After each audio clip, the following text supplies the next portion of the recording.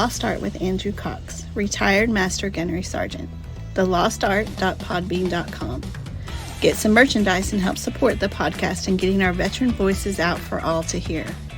Now on all major podcast platforms. Be sure to like, share, and subscribe. Be a guest, tell your veteran story, discuss your veteran business or organization.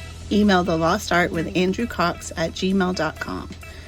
Andrew Cox, a Till Valhalla Project Ambassador. See the project story at tillvalhallaproject.com. Thanks for tuning in. Please enjoy the podcast that's giving a voice to our veterans. The Lost Art with Andrew Cox. Hello, my friends, and welcome back to the Lost Art Podcast, that podcast giving a voice to our veterans. I'm your host, Andrew Cox, and today we'll be having a My Veteran Story. But before we get into the episode, are you enjoying the podcast? Go to thelostart.podbean.com. Go check out our website and see what we got going on. Also, there is a merchandise tab. Go click on that. Go get you some cool gear. Help support us and getting our veteran voices out for all to hear. I also want to give a shout out to the Till Valhalla Project for allowing me to be an ambassador for them. They're an incredible organization. So please go check them out. That's tillvalhallaproject.com. Go check it out. See if there's anything you can do for them and help them in their mission. All right. With that, I got Billy Meeks here. Billy, how you doing? I'm doing well, sir. How you doing? Oh, I'm doing fantastic, man. I'm ready to hear your story. We've been putting it off a little bit, so now is the time. Yes, sir. So let's start at the beginning for you. Like, where did you grow up? Kind of what was that like? And then how did you get into the military? Yes, sir. So I'm from Dublin, Georgia. It's smack dab in the middle of Georgia, about 30 minutes south of Macon. Grew up there. Home life was normal, you know. Parents went through a divorce, all that kind of stuff. And then growing up, nothing really too interesting happened. It was kind of just a normal childhood. But I grew a very big liking to football. So I started playing football at West High School and then transferred over to Truton High School. Well, Okay. unfortunately, my stepmother passed. And after that, I was not doing well in school. I was in the 11th grade, 16 years old. I was just going to school to play football until I made the decision to drop out of high school. I didn't know what I was going to do. But my daddy told me, he said, you know, school ain't for everybody, but if you're going to drop out, you're going to go work. So I dropped out. I was working at the AMC down there at the movie theater for $7.25 an hour. And I was getting to bad groups. I was drinking. I was doing some drugs at 16 years old. And I realized I wasn't going to go nowhere. If I kept down this road, I probably wasn't going to make it past 2025. So off a whim, I told my dad, hey, I want to go talk to a recruiter. He pretty much drugged me by my ear to go talk to the recruiter because he knew that was the best option for me. So I went, I talked to them. I started off talking to the Navy, but I'm scared of the ocean, so I don't even know why I spoke to them. And then I went and talked to the Army recruiter. My grandfather served in the Army, so he was kind of pushing me to go Army. So I decided to join the Army at 17. My parents had to sign off on it. And I was in basic training about 3 months later. I went in as a 13-year-old, which is field artillery firefinder radar operator. Okay, very nice. So you said 3 months. I mean, that's a fairly quick turnaround. To jump into boot camp. Now, physically, were you prepared for that? Because you did football and all that stuff, so you're pretty athletic. But mentally, were you prepared? That quick turnaround? Not at all. Initially, I wanted to go in to be an MP, but I was not old enough to do that. You got to be 18 to join as an MP, or at least at the time in 2019. I'm not sure, but I couldn't do that. And my recruiter was a 13 Bravo, so 13 Romeo popped up. He explained the job, and he was like, "Yeah, man, it's just like a video game. That's what your job's gonna be." Huge lie, but I ended up going with that. And I was basically just asking, "When's the quickest I can go?" And they gave me turnaround to Fort Sill, Oklahoma. Wow. You said Fort Sill? Yes, sir. Okay. So you end up going to Fort Sill. I'm assuming you flew into probably Oklahoma City? I did. Yeah. And then did you bus down to the base? How did that work for you?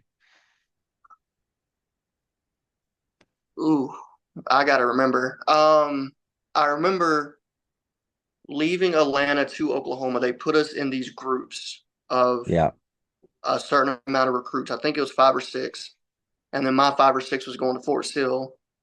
So yeah, we landed in Fort Oklahoma City, and then we bused to Fort Sill. That's right. Oh, okay. Very cool. Now, talk to me about your experience of finally going to boot camp and what boot camp experience was like for you. In the beginning, it was rough. I'm going through the gate, and I'm on the phone with my mama. I'm like, "Hey, mama, this is it. Just went through the gate. Bus driver's telling me to turn my phone off. Because I've left the state before, but to go to funerals and stuff like that, I've never been on my own at 17. Right. So this is the first big thing I was doing. So I'm on the phone with my mom. I'm like, hey, we're going through the gate. I got to go now. Hang up the phone. Female drill sergeant comes up on the bus, does her whole thing. We get off and we go into the reception area, I believe, and they tell Yeah. us, pull your phone out, make your final phone call. So I turn my phone on, I call my mama, no answer. I almost Uh, cried right there in front of everybody. I don't know yeah. why. I just think I was like in a new area. I was scared, didn't know what was going on. But yeah, after that reception, especially for everybody, it's so exhausting. My first day, I forgot to get a haircut, so I got my butt chewed for that for a very long time. So I was day Yeah. two, got my haircut, and then finally got shipped off to our basic training battalion. I went to Charlie 119. Okay. Drill sergeant came and got us, whole shark attack deal. We marched to the barracks. And the first day was really like, you're carrying your bags or throwing your stuff, all kind of stuff. So when we rack out for the first night, I get in the bunk and I just start sobbing. I'm like, what did I get myself into? I am not cut Yeah. out for that. But pretty much after that first night, I started settling in, meeting people, making friends, and we kind of stuck Mhm. together. And basic training was a fun experience. I think I would do it again, maybe. Um, I mean, after that first week, it was just smooth sailing. I enjoyed shooting Yeah. weapons. I enjoyed the land navigation, the combat simulations. I enjoyed all of it. Very nice. And then boot camp is how long? 8 or 10 weeks? It was 10 weeks. 10 weeks. Okay. So at that point, did you have any like leadership roles while you were there? Anything like that, like squad leader or anything like that? So I became a team leader in the 6th week, getting ready for the Forge. And during the Forge, we were doing combat simulations, and we're going through um, our last course where there's a 50 cal mounted up in the woods, and we're walking past. I call everyone to halt. Had Team A set up security while Team B was about 50 yards back, pulling security. And we're looking around, and a drill sergeant's supposed to be on the gun. He was supposed to ambush us, but it wasn't happening. So I'm like, man, what is going on? So I call everybody up. We continue on, and then he walks out of the brush with an M4, kills all of us. So at Oh that no. point, I lost my role. Yeah, yeah, yeah. Wow. Well, that's fun. So tell me a little bit. You said that the Forge is what you called it. I haven't heard about that. What exactly is that? So that's the field exercise in Blueface. It's the final field FTX field training exercise, I believe, Yeah. before graduation. It's 3 days, I believe, and then right after you have not your graduation ceremony, but they put the soldier patch on you and you drink the grog, and at that point you're officially a soldier. Oh, okay. So that's very similar to how the Marines have the Crucible then. Yes, It's sir. kind of the very same thing. Okay. Yeah, yeah, I like that.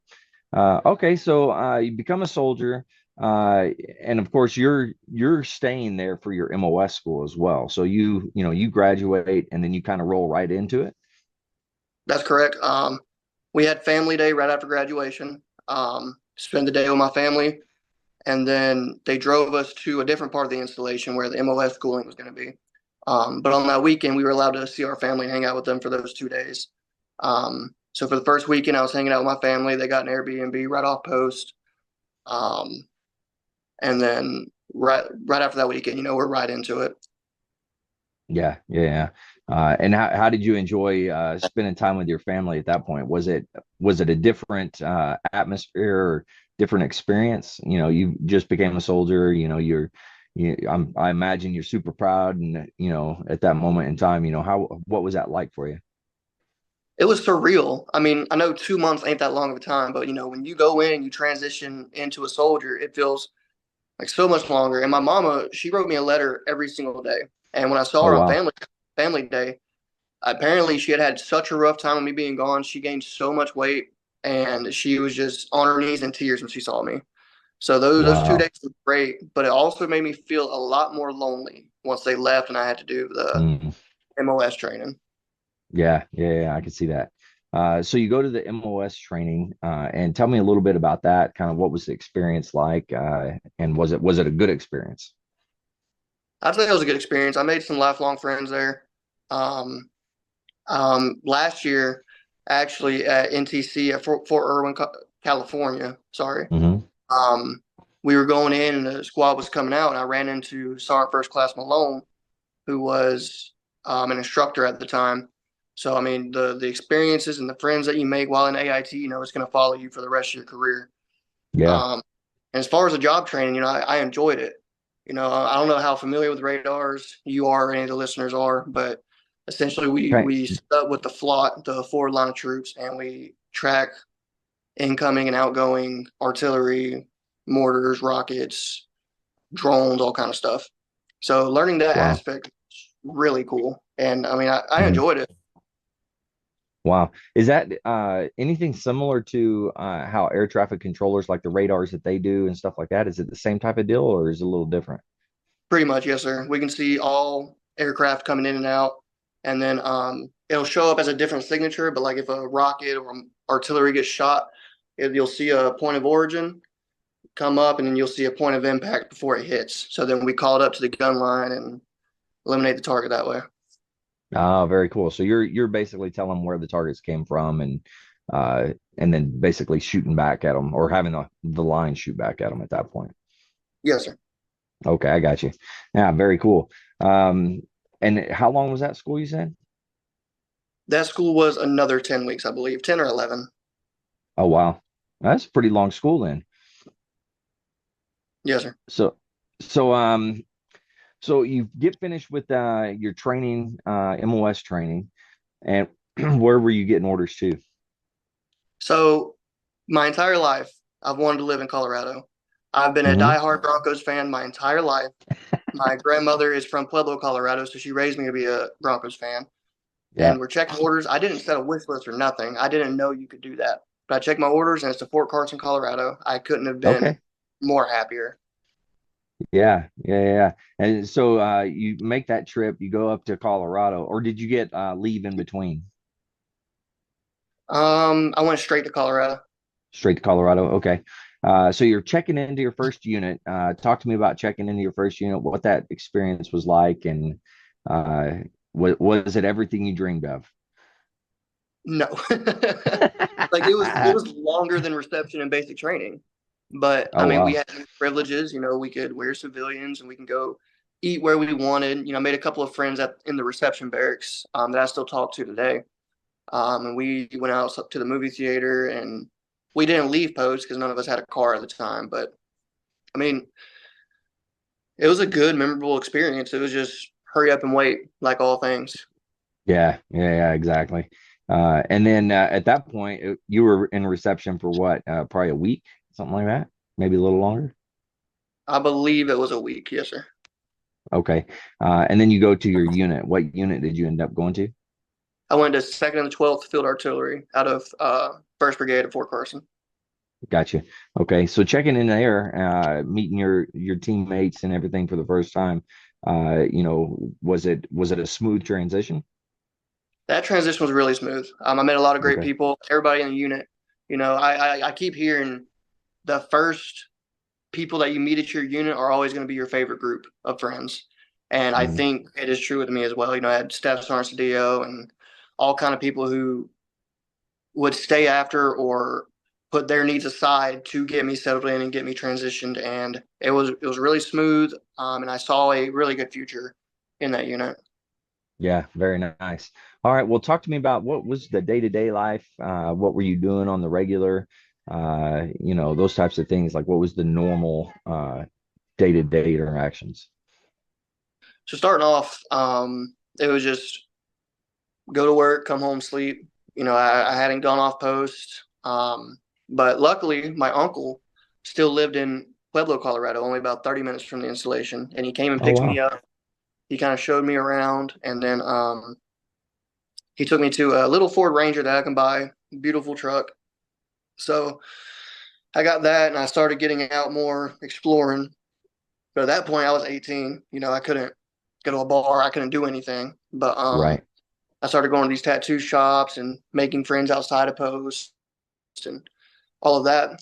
So when I got into my second year, it was becoming more and more um, fluent as my day to day. I wake up, go to work. When I get off work, shower, change, go out, hang out with people that I know. I made a lot of good friends in the unit. Um, and then I made a lot of friends with the Thisters, the 13 Foxes, because I was on the honor guard with them. So Oh, I we weren't see. allowed to, but they would take me drinking with them. We'd drink in their barrack room. I'd meet a lot of people. And then they are such a great group of people where they gave me a nickname Machine Gun, and it still sticks to this day. Oh, really? Yeah. Very nice. Very nice. Well, talk to me a little bit about the honor guard. Like, what were your responsibilities for that? So I started out as firing squad, shooting on the 21 gun salute. And I don't know what it is, but DNC has always came natural to me. And I loved it. It was great to where I eventually moved up to folding the flag. Hmm. And I did that for about a year in between my duties. And then I deployed. But when I came back, I was on it again as an NCO to where I'm actually calling the cadence, I'm calling the firing squad, having them shoot their volleys. And it's always brought me such a huge sense of pride to be on that detail and be able to. What was that? Yeah. Sorry. Hold on just a second, man. Sorry Yes, about sir. this.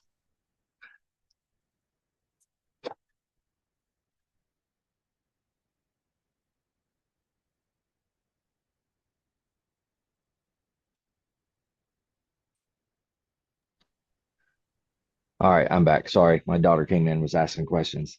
Yeah, I'll good. Um, Sorry. Okay, so you're saying it came natural and everything, and it was, a good experience. And now you were doing your regular duties, and then you would get the call or whatever, and you'd have to go do a funeral or something like that. Is that correct?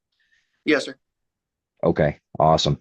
And then now the honor guard, it's excuse me, itself, those are individuals that's their full-time thing, or is it the same type of deal that they just kind of get pulled in as well? So it's just a detail. They kind of you're voluntold to do it, but I mean, Yeah, after doing it my first time, I wanted to switch over to doing it full time. That's how much I yeah. enjoyed it. Oh, no kidding. And now you ended up doing it full time, or it was still a part-time thing? No, sir, it was just part time. I did it my second year, did that full year, and then got cut because I deployed, and then upon returning Okay. home, I was back on it again as an NCO. Oh, wow. Okay. All right. So talk to me about deployment. So you're getting orders to deploy. Where did you end up going? I went to Al Asad, Iraq. Oh, okay. Yeah. I've been there. That's pretty cool. So well, what was the experience like on the deployment, and what year was that when you deployed? 2021 to 2022 is when I deployed. Um, Okay. it felt good being able to do your job. We take incoming artillery, rockets, and I could see it on the radar and call it up like, holy crap, I'm actually doing my job. I have a purpose at this point. Um, and the attacks they would happen frequent, but they're not accurate whatsoever. Yeah. But what really messed us up are the suicide drones. They have GPS guided drones, and they put C4 explosives on the drone and just fly down at you. Um, No kidding. so on April 8th of 22, about a month before I was supposed to go come home, it's like 3 in the morning. I'm watching the radar and I see two low flying objects coming in. So I send it up. and I hear the incoming alarms go off, whatever. I see they shoot one drone down, and then I'm watching the second one. They shoot again. The drone's still moving. But what the fuck? You're not supposed to miss. Why is it on base now? Well, the Yeah. drone is making a direct path. It may not have been going to it, but on our radar, it looked like it was going for our actual radar that's tracking it. And Wow. which it is a high value target if you knock out radar systems on a fob. But I'm looking at the blip. They shoot a coyote at it, miss. It's still going. And then I could see it on the radar right above our emblem. So it's right above our compound. And I Yeah. tell everyone to shut the fuck up. And we're listening. You can hear the humming of it, which is so eerie. Yeah. But No kidding. the CRM finally shoots it, and we hear a primary blast. We're like, okay, got shot down. So, but I'm looking at it. I see on the radar it's falling. It's like, okay, it's about to hit the ground. So I yell at my team, get the fuck down. And then we hear the secondary blast. It was right outside of our compound. It blew open our 2-inch steel doors and No messed kidding. all of us up. Wow. We got diagnosed with a pretty serious TBI from that Yeah. blast. Wow. No kidding.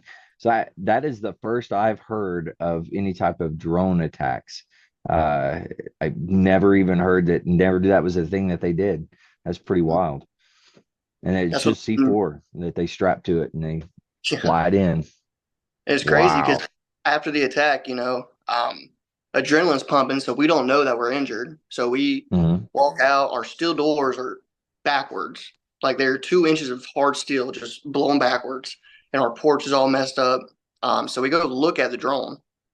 Well, first, so we have our compound and we have General Dynamics about 100 meters from us. They help work on our generators if it goes down. We thought it landed Right. there. So I order everybody to get their weapons. We go and we clear that compound because we don't know if General Dynamics sleeps there or not. So we're just checking it out. And then we see the impact point, and the drone, like the propellers are made out of wood, and like it looks so riggedy put together, but it's Yeah. so effective. And like one time they shot us with rockets out of a minivan. I don't know how they do Yeah. it, but they are very intuitive with what they build. Yeah, yeah, yeah. I know when I was there, they would put their mortars and they'd put them in the back of a vehicle and they'd Mhm. shoot and then they'd move and then they'd shoot and then they'd move. So like it was a constant thing that we were dealing with. Right. So they're pretty smart individuals when you think about all the stuff that they're doing. Mhm. Exactly.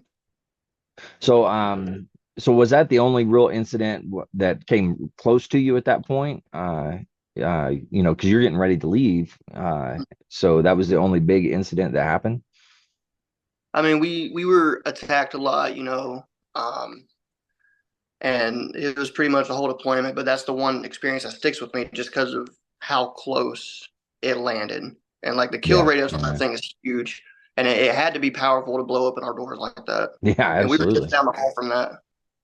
Wow, that's pretty wild. And you got a TBI from that explosion specifically. Yes, sir. Yeah, wow, man, had to have been a big explosion. Holy cow. All right, so you're kind of wrapping up that deployment, and when you look at that deployment overall, do you feel a positive impact or whatever that you had while you were there? I do. Like I look at my awards, I got the combat action badge, and like I look at those and realize like I actually did something Yeah, worth something. I didn't just go serve for college or something. I have a sense of pride that I accomplished some stuff, and I mean it was a good experience, just to get out. mhm. And on the way back, we stopped in Germany, we stopped in Kuwait, so now I can say I've been to like 4 or 5 countries, which is really cool to say. Yeah, yeah, yeah, for sure. Uh, so you end up coming back home, and what was that reunion coming home like for you? It was rough. I still didn't completely understand TBIs and what happens with them. So my first few months were pretty bad. My mental health was low. I was so irritable and I kept hearing noises in my ear, like clicking and stuff. Aside from the tinnitus, it was just weird auditory hallucinations. And I had no idea why this stuff is happening. Um, but I go back to my normal day to day. I finally turned 21. So, I'm starting to experience the clubs and meeting so many people. Made a lot of friends. And during that time, I got married, bought a house in Fountain, Colorado. That didn't last Nice. too well because of domestic violence and stuff. She was arrested, and that marriage just didn't work, and it happens. Right. But I come back in May of 22, and Mm-hmm. everything was normal until about actually May of 23. In May of 23, I was driving a Humvee on post, back from like a brake upgrade or something. And for whatever reason, it still has not been figured out, but there's a fire suppressant behind your head to where if the Humvee catches flames, it'll like spray this powder everywhere to suppress the fire. For Okay. whatever reason, there was some kind of technical malfunction and it blew up behind my head and knocked me Holy cow. unconscious. That's how I got my second TBI. My TC said that I stopped the vehicle and he pulled me out, but I don't remember any of that. And I wake up and I just see like clouds of dust. I'm like, holy shit, I just went over an IED. Don't know why I thought Yeah. that because I'm on Fort Carson, Colorado, but that one was more significant of a TBI. And then after Wow. that is when I really started getting into cognitive therapy and cognitive rehab to help with my brain injuries. And that really helped me understand like why I act the way I do sometimes, why Mm-hmm. this or that happens. And then I also went through normal rehab at that time because I had developed a pretty bad drinking problem. And if you drink so much, it's not going to heal your brain Yeah. injuries. Yeah. For Oh, about yeah. Very true. my final year, I wasn't even at work a lot. I was either at rehab or I was at all these appointments, trying to get myself better. Listeners, if you're struggling and you do need some help, don't forget that the VA does have some great resources. You can always dial 988, press option 1. You can always text 838-255, or you can go to veteranscrisisline.net, click on that chat icon. Any of those options are going to be able to put you in contact with somebody that's going to be able to help you out. And just like Billy was saying, if you're out there and you're doing well, make sure that you reach out and to buddies that you served with and check on them and see how they're doing. If they're struggling, give them a helping hand and encourage them to go get help. All right. With that, Billy, thanks again for coming on, man. Much, much appreciated. It was a good experience talking to you. And I'm sure that we'll talk again in the future. To all the listeners out there, stay motivated, change your socks. All right.